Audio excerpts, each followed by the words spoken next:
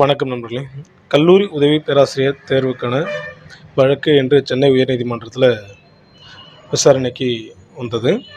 சென்ற வாரம் மதுரை கிளையில் உயர்நீதிமன்றத்தில் விசாரணைக்கு வந்த பொழுது டிஆர்பியினுடைய அறிக்கை திருப்திகரமாக இருந்ததுனால மதுரை உயர்நீதிமன்றம் தேர்வினை அடுத்த ப்ராசஸ் கொண்டு போகலான்னு சொல்லியிருந்தாங்க. அதே சமயம் வழக்கு பதிவு செய்தவர்களுக்கு மட்டும் கிட்டத்தட்ட 54 சீட்டு பார்த்தோன்னாக்கா ஒதுக்கி வச்சுட்டு மீதி இருக்கிறவங்களுக்கு ப்ராசஸ் பண்ணலான்னு சொல்லியிருந்தாங்க. ஸோ அதை சார்ந்து அதே தீர்ப்பு தான் இன்றைக்கி சென்னை உயர்நீதிமன்றத்தில் வரும்னு எல்லோரும் எதிர்பார்த்துருந்தாங்க. ஏன்னா டிஸ்பியூட்டிவ் எவாலுவேஷன் சார்ந்த வழக்கு தான் இது. ஸோ அந்த வழக்கை தொடுத்தவங்களும் அவங்களும் அதுதான் கேட்டிருந்தாங்க.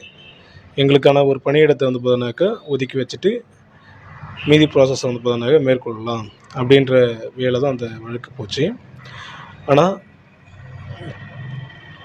இது சார்ந்த வழக்குகள் நிறையா இருக்குதுன்றதுனாலையும் டிஆர்பியினுடைய அறிக்கை சென்னை உயர்நீதிமன்றத்தில் இன்னும் சப்மிட் பண்ணாததுனாலையும் டிஆர்பி சைடில் நாங்கள் சப்மிட் பண்ணுறதுக்கு அவகாசம் கேட்டதுனாலையும் இந்த வழக்கு எல்லாத்தையும் ஒருங்கிணைச்சி அடுத்த மாதம் 8ஆம் தேதிக்கு மீண்டும் பட்டியலிட நீதிபதி உத்தரவிட்டிருக்காரு. ஸோ இதை சார்ந்து பார்த்தோன்னாக்கா இன்னும் பெரிய விவாதங்கள் நடக்கலை, பெரிய ஒரு சம்பந்தமும் பார்த்தோன்னாக்கா நடக்கலை. ஸோ இதுக்கான அடுத்த கட்ட பணிகள் பார்த்தோன்னா தொடக்காத அளவுக்கு இடைக்கால தடை பார்த்தோன்னா இன்னும் நிலுவையிலே இருக்குது. ஸோ இது அடுத்த மாதம் பார்த்து தான் தெரியும். ஸோ அப்படி இருக்கும்பொழுது உதவி பேராசிரியர் தேர்வுக்கு கிட்டத்தட்ட தேர்வு முடிவு வெளியாகி கிட்டத்தட்ட 2 மாதங்கள் பார்த்தோன்னா கிடக்க போகுது. எக்ஸாம் எழுதி கிட்டத்தட்ட 4-5 மாதங்களுக்கு மேலே பார்த்தோன்னா காத்திருந்தாங்க. இப்போ ரிசல்ட் கிட்டத்தட்ட 2 மாதங்கள் கிட்ட காத்து கிடக்க வேண்டிய அவ்வளோ நிலையாக பார்த்தோன்னா இருக்குது. ஸோ இதனால் நிறைய தேர்வுகள் பார்த்தோன்னா பாதிக்கப்பட்டிருக்காங்க. ஒரு பக்கம் டிஸ்பியூட்லாம் பார்த்தோன்னாக்கா பாதிக்கப்பட்டிருக்காங்க, இன்னொரு பக்கம் ரிசல்ட்டில் நமக்கு ஜாப் கிடைக்கும், நம்ம சிவில் லிஸ்ட்டில் வருவோம், அடுத்த கட்ட இன்டர்வியூக்கு ப்ரிப்பேர் பண்ணிட்டு இருப்போம், அவங்க ஒரு சில பார்த்தீங்கன்னா காத்துக்கிட்டு இருக்காங்க. அப்படி இருக்கும்போது 2 பேருக்குமே பார்த்தீங்கன்னா ஒரு முக்கியமான ஒரு வழக்கு. இந்த வழக்கு பார்த்தீங்கன்னா கூடிய விரைவில் பார்த்தீங்கன்னா இதை முடிக்கணும். ஸோ இதை நம்பி பார்த்தீங்கன்னா அடுத்த கட்ட வேலைக்கு போகாத எத்தனையோ தேர்வுகள் பார்த்தீங்கன்னா இருக்கிறாங்க.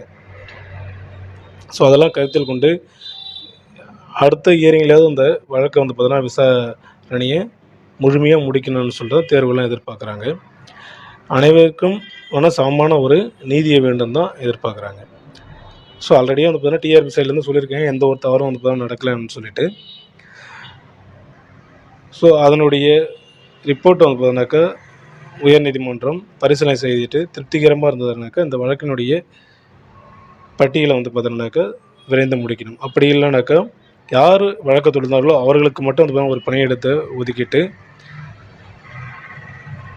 மீதி இருக்கிறதுக்கு ப்ராசஸ் பண்ணணும் தான் தேர்வர்கள் எதிர்ப்பாங்க. கிட்டத்தட்ட பார்த்தீங்கன்னாக்கா ஒரு 100 பேர் தான் வழக்கு தொடுத்திருப்பாங்க. ஆனால் அந்த 100 பேருக்காக கிட்டத்தட்ட 2600 பேர் பார்த்தீங்கன்னா பாதிக்கப்பட்டிருக்காங்க. ஸோ அவங்களும் எப்படி சொல்யூஷன் கிடைக்கிறது, எவ்வளோ நாள் காத்து கிடக்குது? ஸோ இதெல்லாம் கருத்தில் கொண்டு தான் தேர்வர்கள் விரைவாக இந்த வழக்கை முடியும்னு எதிர்பார்த்துருக்கீங்க, முடியும்னு நம்புவோம்.